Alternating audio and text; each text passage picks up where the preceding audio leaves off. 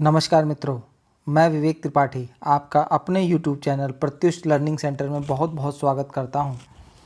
आज हम लोग देखेंगे 12 मई और 13 मई की महत्वपूर्ण समसामयिक घटनाओं को। तो चलिए स्टार्ट करते हैं। आज का पहला प्रश्न है, हाल में किसने नई दिल्ली में सरकारी ई मार्केट प्लस पोर्टल पर द सरल कलेक्शन का शुभारंभ किया? इसके बारे में लोग पहले भी चर्चा कर चुके हैं। तो दोस्तों, इसका सही उत्तर है नरेंद्र सिंह तोमर जी ने। है क्या ये? यह एक तरह की ग्रामीण स्वयं सहायता समूह के लिए की गई एक पहल है जिसमें वह अपने उत्पाद को सरकारी ई मार्केट प्लस पर बेचने के लिए 5 श्रेणियों, जिसमें हस्तशिल्प, हस्तकरघा, कार्यालय के सामान, किराने व पेंट्री के सामान तथा व्यक्तिगत देखभाल व स्वच्छता से संबंधित वस्तुओं को क्या करेगा? बेच सकता है। ठीक है, ध्यान रखिएगा इन सब चीज़ों को। हाल में दीपक नैयर, जो भारतीय अर्थशास्त्री और शिक्षाविद हैं, को किस यूनिवर्सिटी ने अपने विकास अध्ययन संस्थान के न्यासी बोर्ड का अध्यक्ष चुना है? ठीक है, ये क्या है? पहला ऑप्शन है success university, Harvard university, Cambridge university या इनमें से कोई नहीं।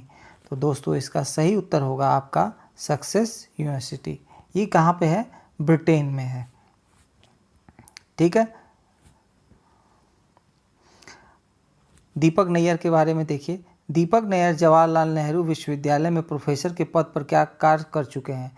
वह बाहर ब्रिटेन की यूनिवर्सिटी में पहले व्यक्ति हैं। ध्यान रखिएगा, ब्रिटेन की किसी यूनिवर्सिटी में क्या है? पहले व्यक्ति हैं जिन्हें institute of development studies board का अध्यक्ष क्या किया गया है? नियुक्त किया गया है। ठीक, अगले प्रश्न की तरफ बढ़ते हैं। राष्ट्रपति डोनाल्ड ट्रंप ने हाल में किस भारतीय मूल की अमेरिकी अधिवक्ता को न्यूयॉर्क की संघीय अदालत में बतौर न्यायाधीश नियुक्त किया?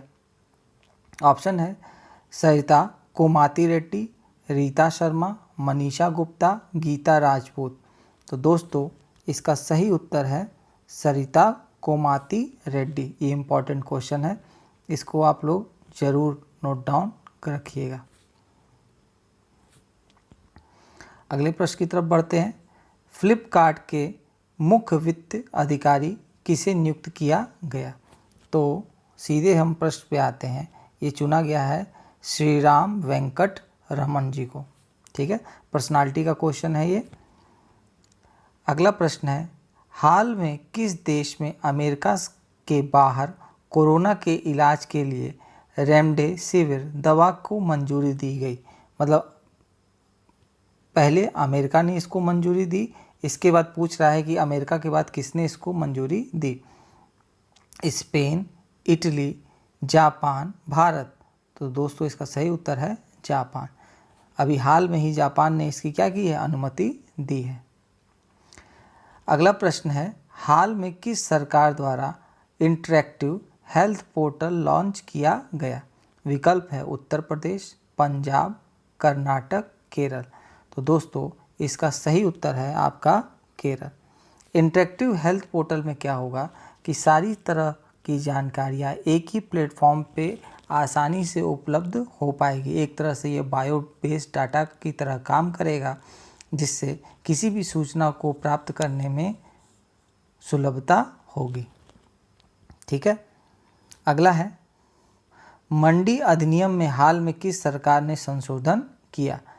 तो ये भी इम्पोर्टेंट प्रश्न है, तो देखते हैं। विकल्प है मध्य प्रदेश, गुजरात, हरियाणा, पश्चिम बंगाल। तो दोस्तों, इसका सही उत्तर है मध्य प्रदेश। यह भी आपका क्या है? इम्पोर्टेंट क्वेश्चन है।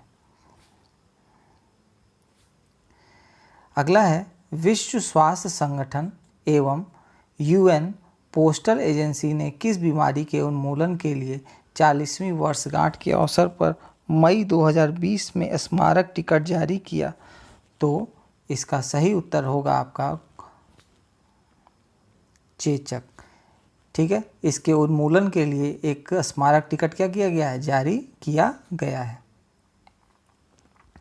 अगला है कैलाश मानसरोवर की यात्रा के लिए भारत सरकार लिपू लेक से धारचूला, मैं आपको बता देना चाहता हूँ कि ये आईएएस से लेकर पीसीएस तक के लिए यह क्वेश्चन मोस्ट इम्पॉर्टेंट क्वेश्चनों की श्रेणी में आता है। किस राज्य में अवस्थित है?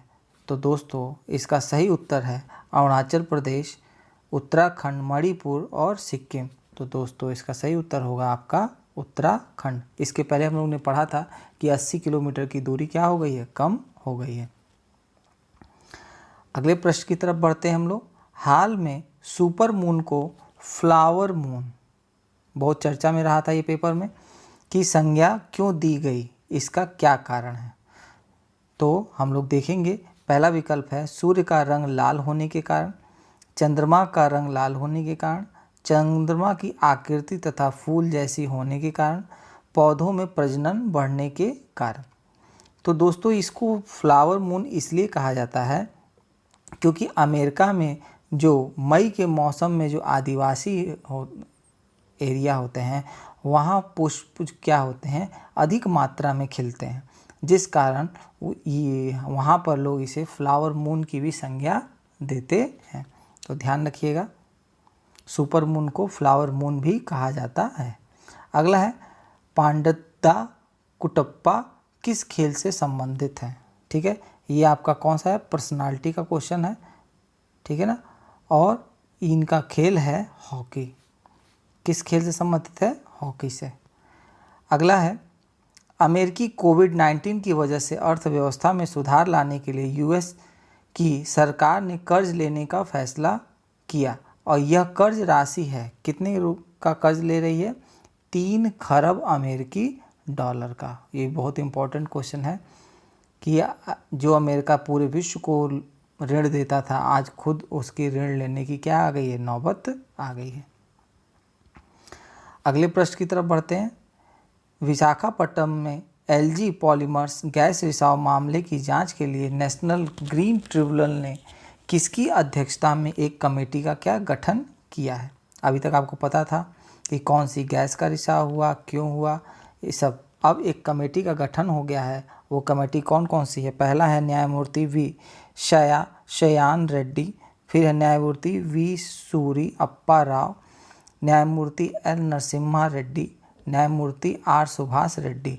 तो इसका दोस्तों सही उत्तर होगा आपका न्यायमूर्ति बी शयाना रेड्डी, ठीक है ना। ये बहुत इंपॉर्टेंट है, यह भी आपका इंपॉर्टेंट क्वेश्चन है।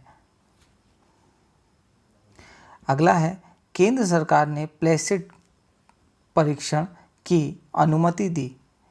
प्लेसिड परीक्षण में किस उपचार के परीक्षण की अनुमति दी गई? तो आपको पता ही होगा कि यह है आपका प्लाज्मा से, कॉन्वलेसेंट प्लाज्मा, ठीक है ना। इसके परीक्षण की क्या की अनुमति दी गई, लगातार चर्चा में था। बीच में आईसीएमआर ने इस पे क्या कर दी थी, रोक लगा दी थी, लेकिन जब इसके पॉजिटिव रिजल्ट आने शुरू हुए तो आईसीएमआर को फिर से सोचना पड़ा कि इसके शोध को आगे बढ़ाना चाहिए। रविन्द्रनाथ टैगोर की जयंती हाल में मनाई गई के संदर्भ में निम्नलिखित कथनों में से कौन सा सत्य है? आप लोगों को तो मैंने ये कई बार पढ़ा चुका है, 2 दिन लगातार बताया था, कुछ पॉइंट जैसे छूट गए थे। जैसे यह नोबेल पुरस्कार जीतने वाले क्या थे, पहले भारतीय थे। उनकी रचना गीतांजलि के लिए उन्हें क्या मिला था, नोबेल पुरस्कार मिला था। और बांग्लादेश का राष्ट्रीय गान अमार सोनार बांग्ला और भारत का भी, दोनों का क्या किया था, रविन्द्रनाथ टैगोर जी ने ही क्या किया था, वर्णन किया था। तो इसका सही उत्तर क्या होगा आपका, उपरोक्त सभी। अगला प्रश्न है हाल में किस संदर्भ में कठोर दायित्व बनाम पूर्ण दायित्व का मुद्दा मीडिया में दिखाई दिया? ये आईएएस का क्वेश्चन है और पीसीएस का क्वेश्चन है और ये पेपर 4 का क्वेश्चन है। पेपर 4 होता है मेंस में, पेपर 4 में एक पेपर होता है डिजास्टर मैनेजमेंट, उसके अंतर्गत आता है। तो ये मुद्दा जो था हमारा विशाखापट्टनम गैस रिसाव का क्या था, मुद्दा था कि अगर कोई कंपनी स्थापित होती है तो उस कंपनी के स्थापित होते समय उसके अपनी एक दायित्व होते हैं, उसका एक क्या होता है, वो अगर किसी परिणाम के कारण वहाँ कोई भी त्रासदी होती है तो उसके दायित्व तथा उसके ऊपर कठोर निर्णय सरकार को लेने चाहिए। अगला प्रश्न है, मुख्यमंत्री जन कल्याण संबल योजना को पुनः शुरू किस राज्य द्वारा किया गया? तो दोस्तों यह किया गया मध्य प्रदेश के द्वारा। ठीक है, ध्यान रखिएगा। हाल में मातृत्व दिवस कब मनाया गया? ये भी आपने पढ़ा ही होगा कि मातृत्व दिवस कब मनाया गया। तो ये मनाया गया आपका 9 मई को। और उससे संबंधित कुछ बातें, मदर्स डे मई महीने के दूसरे रविवार को पूरे विश्व में मनाया जाता है। क्यों मनाया जाता है? इसका उद्देश्य माँ के प्रति सम्मान और प्रेम को प्रदर्शित करना। अमेरिकी राष्ट्रपति वुड्रो विल्सन ने 9 मई 1914 को एक कानून पारित करके मई महीने के दूसरे रविवार को मदर्स डे मनाने की क्या की थी? घोषणा की थी। तो आपको ध्यान रहना चाहिए कि अमेरिकी राष्ट्रपति वुड्रो विल्सन ने क्या किया था? इसका घोषणा किया था। अगर आप देखेंगे तो कई ऐसे देश हैं, जैसे स्पेन है और भी कई ऐसे देश हैं जो अपना मदर्स डे अलग मनाते हैं, लेकिन संपूर्ण विश्व में इसी पे हमारा जो पैटर्न है वो यूएसए और कनाडा के ही पैटर्न को क्या करता है? फॉलो करता है। अगले प्रश्न की तरफ बढ़ते हैं। पुलिस कर्मियों को कर्मवीर पदक से सम्मानित करने की घोषणा किस राज्य द्वारा की गई? आप देखिए कोविड-19 की वजह से पुलिस वालों की भूमिका, तो यह किया गया मध्य प्रदेश सरकार द्वारा। ठीक है, ये भी आपका क्या है? एक इम्पॉर्टेंट क्वेश्चन है। हाल में किस देश ने नए कोरोना वायरस एंटीजन टेस्ट को मंजूरी प्रदान की? तो यह देश है, आपको पता होना चाहिए, अमेरिका। ठीक है ना। हाल में किस राज्य सरकार ने 1 वर्ष के लिए 11 ब्रांडों के पान मसालों के निर्माण, बिक्री और भंडारण पर प्रतिबंध लगा दिया ताकि उनमें मौजूद हानिकारक रसायन मैग्नीशियम कार्बोनेट पर अंकुश लगाया जा सके? तो वह सरकार है झारखंड की सरकार। लेकिन दोस्तों इस प्रश्न के अंदर भी एक प्रश्न छुपा हुआ है और वो प्रश्न है आपका मैग्नीशियम कार्बोनेट। ठीक है ना। अब प्रश्न बन सकता है कि किस झारखंड सरकार द्वारा किस हानिकारक रसायन पर अंकुश लगाने के लिए 1 वर्ष का प्रतिबंध लगाया गया? तो ब्रैकेट में उत्तर होगा मेरे भाई मैग्नीशियम कार्बोनेट। ठीक है, आप ध्यान रखिएगा, प्रश्न के अंदर भी एक प्रश्न क्या है? मौजूद है। अगला है, कोविड-19 की वजह से चल रहे लॉकडाउन उनके बीच रेल ने किस तिथि को पैसेंजर ट्रेन शुरू करने की क्या की है? घोषणा की है। मतलब हम लोग का लॉकडाउन चल रहा है, उसमें पहली जो ट्रेन चल रही है वो कब है? 12 मई को। ध्यान रखिएगा क्योंकि ये प्रश्न अब जीएस के पैटर्न से क्या हो गया? इंपॉर्टेंट हो गया है। भारत में हाल में 5 द्वीपीय देशों की सहायता के लिए किस मिशन या अभियान को क्या किया? शुरू किया। तो उस अभियान का नाम है दोस्तों मिशन सागर। ये मोस्ट इम्पॉर्टेंट क्या है? आपका क्वेश्चन बन जाता है। अब देखिए मोस्ट इम्पॉर्टेंट क्यों बनता है? क्योंकि यहाँ से अब प्रश्न बनेंगे कि इस मिशन की शुरुआत कोरोना वायरस महामारी में की गई, जिसके तहत पूर्वी हिंद महासागर, ध्यान रखिए कहाँ पे? पूर्वी हिंद महासागर के अंतर्गत 5 देशों की सहायता प्रदान करने के लिए मिशन सागर की क्या की गई? शुरुआत की गई। इस मिशन में नौसेना के INS केसरी जहाज की क्या की गई? तैनाती की। ये इसका इम्पॉर्टेंट है कि पूछा जा सकता है कि किस जहाज की तैनाती की? तो INS केसरी की तैनाती की गई। ठीक है, और फिर ये पूछ सकता है कि किन किन द्वीपीय देशों की मदद की गई? तो पहला था मालदीव, दूसरा है मॉरिशस, फिर है सेशेल्स, फिर है मेडागास्कर, अगला है कोमोरोस। तो टोटल कितने द्वीप समूह हो गए? 5, और इनके नाम भी आपको ध्यान में रहना चाहिए। ठीक है, इम्पॉर्टेंट क्वेश्चन है। अगला है, हाल में कोरोना वायरस वैक्सीन विकसित करने के लिए ICMR ने किस कंपनी के साथ समझौता किया? तो दोस्तों आपको पता होगा ये किसके साथ किया है? बायोटेक के साथ किया। अभी कुछ दिन पहले बायोटेक का रिसर्च आया था, तो हमारे यहाँ मानव परीक्षण के लिए सुविधाएं उपलब्ध नहीं थी, तो मानव परीक्षण के लिए हमारी वैक्सीन बन है वो कहाँ गई? अमेरिका। मानव और जानवरों को पे दवाइयों के परीक्षण करने के लिए अभी हमारे यहाँ का इस तरह का कोई प्लेटफॉर्म डेवलप नहीं है। तो ICMR ने किससे समझौता किया है? भारत बायोटेक से। अगला है, संयुक्त राष्ट्र बाल कोष के अनुसार दिसंबर 2020 तक किस देश में रिकॉर्ड स्तर पर 2 करोड़, याद रखिएगा दोस्तों बहुत इंपॉर्टेंट है, 2 करोड़ से ज़्यादा बच्चों के जन्म लेने की क्या है? संभावना है। और उस महान देश का नाम है भारत। भारत में दिसंबर तक 2 करोड़ बच्चों के जन्म लेने की क्या है? संभावना बढ़ गई है। आप समझ ही सकते हैं। अब ये रिपोर्ट किसके द्वारा दी गई? यूनिसेफ के द्वारा। और आपको यहाँ पे ध्यान रखना पड़ेगा कि इसकी स्थापना कब हुई थी? 11 दिसंबर 1946 को। और इससे भी इम्पोर्टेंट है कि इसका मुख्यालय कहाँ है? न्यूयॉर्क USA में है। ठीक है, तो ये इम्पोर्टेंट सारे प्रश्न बन जाते हैं। अगला है, भारत सरकार ने वित्त वर्ष 2018-19 की वार्षिक GST रिटर्न दाखिल करने की अंतिम तिथि क्या कर दी है? बढ़ा दी है। ये बैंक के और वनडे के परिप्रेक्ष्य से इम्पोर्टेंट क्वेश्चन है और वह डेट है आपका सितंबर 2020। ये UPPCS के लेटेस्ट एग्जामिनेशन में भी पूछा जा सकता है। जो BO का एग्ज़ाम होने वाला है उसमें भी इस प्रश्न की आने की क्या है? संभावना बनती है। ठीक है, आप ध्यान रखेंगे। अब जब ये चर्चा में है तो आप ये भी ध्यान रखेंगे कि GST क्या है? Goods and service taxes. और इसका प्रारंभ कब लागू किया गया? 1 जुलाई 2017 को ये क्या किया गया था? लागू किया गया था। तो ये भी महत्वपूर्ण प्रश्न बन जाता है।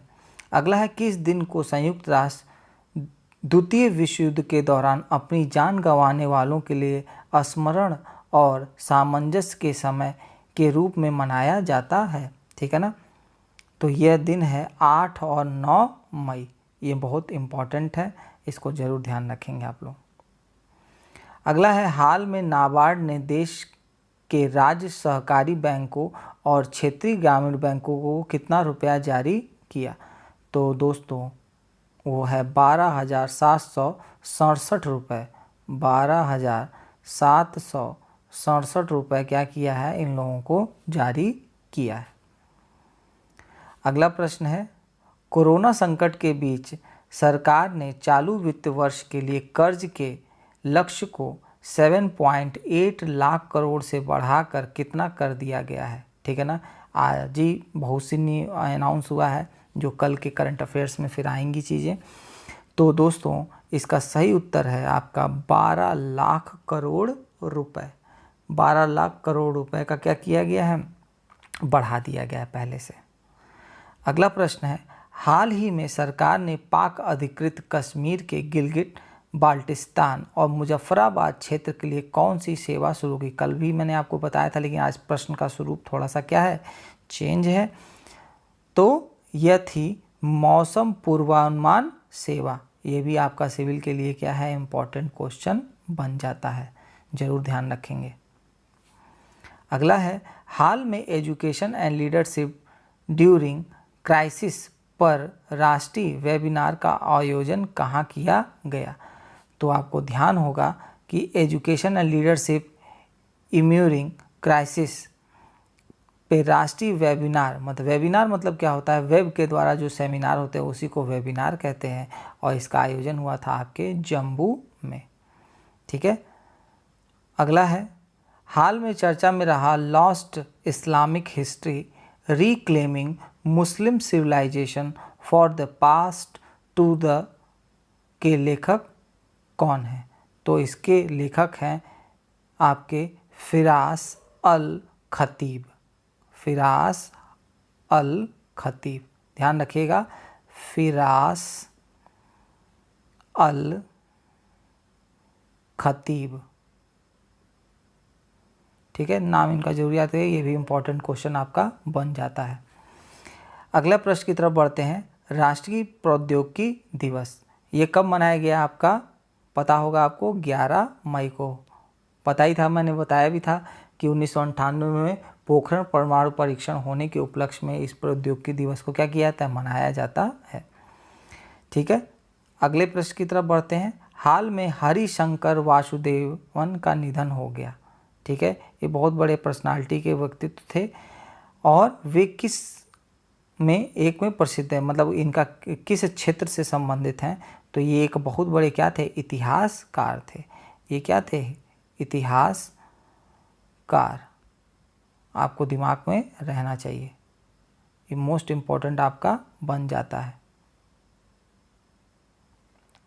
अगला प्रश्न है, मध्य प्रदेश की सरकार ने कारखानों में काम की अवधि 8 घंटे से बढ़ाकर कितना कर दिया है। और ये आपका श्रम के कानून और जो श्रम के घंटे हैं बढ़ना एक तरह से बहुत इंपॉर्टेंट क्वेश्चन। अगला है, भारतीय state bank general insurance company ने किस नाम से एक नया सामान्य बीमा पॉलिसी लॉन्च की है। और ये भी दोस्तों इम्पॉर्टेंट आपका बन जाता है क्वेश्चन, और उस पॉलिसी का नाम है आरोग्य संजीवनी। ठीक है ना, आरोग्य संजीवनी। अगला प्रश्न है, हाल में किसने यह आदेश दिया कि वित्तीय आस्तियों पर प्रतिभूतिकरण तथा प्रतिभूति हित प्रवर्धन अधिनियम 2002 के प्रावधान अब राज्य और बहुराज्य के सहकारी बैंकों पर लागू नहीं होंगे।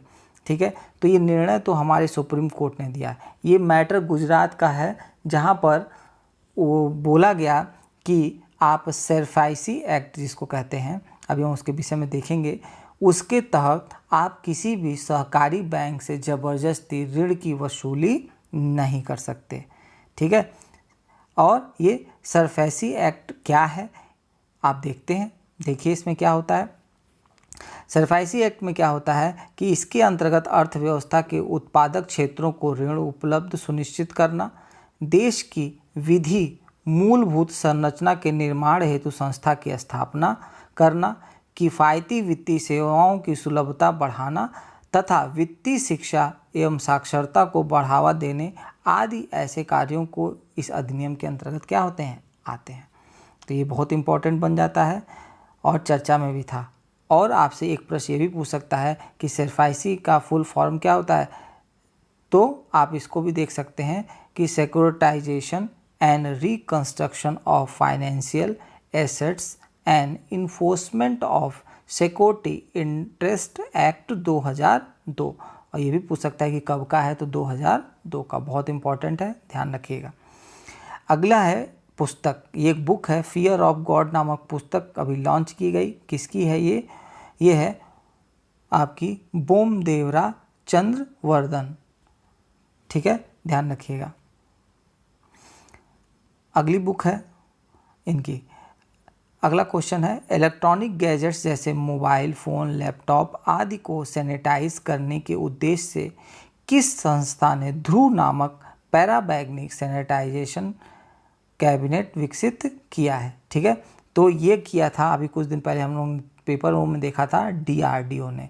ये इसलिए किया गया कि अगर आप UV किरणों के द्वारा अगर किसी को सैनिटाइज करते हैं तो व्यक्ति को छोड़कर जितनी भी चीज़ें हैं उनको आप आसानी से क्या कर सकते हैं, सैनिटाइज कर सकते हैं, और इस वायरस के प्रभाव को क्या किया जा सकता है, समाप्त किया जा सकता है आसानी से। ठीक है, क्योंकि केमिकल के छिड़काव से चीज़ें क्या हो जाती हैं, ख़राब हो जाती हैं, लेकिन UV किरणों के और इससे पैराबैग्निक किरणों के सैनिटाइजन से सामान खराब नहीं होते और वायरस भी पूर्ण रूप से क्या हो जाता है, नष्ट हो जाता है। अगला है नेशनल इंस्टीट्यूट ऑफ वायरोलॉजी। आपको पता है कि ये दिन से पहली बार से जब से कोविड-19 आया था तब पहली बार यहीं पे क्या होता था, इसका टेस्ट होता था पूरे भारत में। आज भारत में बहुत ढेर सारी लैबें धीरे धीरे स्थापित हो रही हैं, लेकिन जब ये आया था तो केवल एक ही ऐसी लैब थी पूरे भारत में जो पुणे में स्थित है, नेशनल इंस्टीट्यूट ऑफ वायरोलॉजी। और ये इतना इम्पोर्टेंट, जिसको ICMR कहते हैं, ये इतना इम्पोर्टेंट हो चुका है कि आने वाले एग्जामिनेशन में ICMR के विषय में आपका प्रश्न आना क्या है, 100% श्योर है। और यह भी पूछा जा सकता है कि ICMR है कहाँ पर, तो ये कहाँ पे है, पुणे में अवस्थित है। ठीक है, पहली स्वदेशी एंटीबॉडी डिटेक्शन किट विकसित की, इसको क्या नाम दिया गया, तो दोस्तों आपको पता होना चाहिए, इसको दिया गया एलिशा किट। एलिशा टेस्ट भी होता है जो एड्स में होता है, लेकिन इसको नाम क्या दिया गया है, एलिशा किट। ये भी आपका क्या है, इम्पॉर्टेंट क्वेश्चन बन जाता है। अगला है वैज्ञानिक और औद्योगिक अनुसंधान परिषद CSIR, आप जानते ही हैं कि वैज्ञानिकों ने किसके परीक्षण के लिए कम लागत वाली पेपर स्ट्रिप टेस्ट तकनीक जिसका नाम है फेलुदा को विकसित किया है। आप देखेंगे कि पूरे विश्व के जितने भी वैज्ञानिक हैं सब इसके लिए क्या है, शोध में लग गए हैं और आसानी से इस परीक्षण के लिए एक स्ट्रिप होती है जिससे आपको पता चल जाता है पॉजिटिव है कि निगेटिव है। तो वो डेवलप की गई है किसके लिए, आपके कोविड-19 के लिए। ठीक है, ये आज के ये जितने भी प्रश्न थे बहुत ही महत्वपूर्ण प्रश्न थे और आपको इनको बहुत ध्यान से करना है। मैंने जो महत्वपूर्ण थे उनके एक्सप्लेनेशन भी ऐड कर दिए हैं कि आपको आसानी से चीज़ों को समझ में आए। ठीक है, तो आपको कैसा लगा प्रोग्राम? हमारे चैनल को क्या करिए, लाइक करिए, सब्सक्राइब करिए और शेयर करिए, जिससे कि हमारा चैनल और भी ग्रो हो सके और हम आपके लिए अच्छी अच्छी चीज़ें ला सकें। ठीक है, तब तक के लिए जय हिंद, जय भारत।